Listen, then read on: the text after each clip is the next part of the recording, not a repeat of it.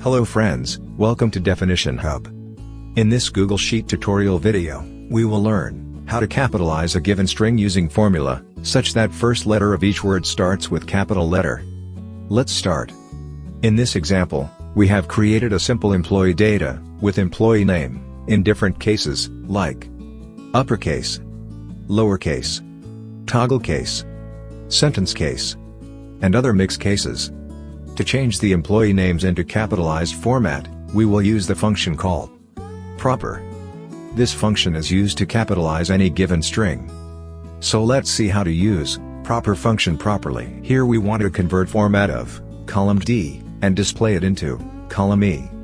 Go to the first data row of column E and type equals proper bracket start D2 bracket closed. Enter. You can see the employee name has been formatted correctly now. To apply the formula for rest of the rows, select the cell with formula and drag it till the last row. Thanks for watching this video.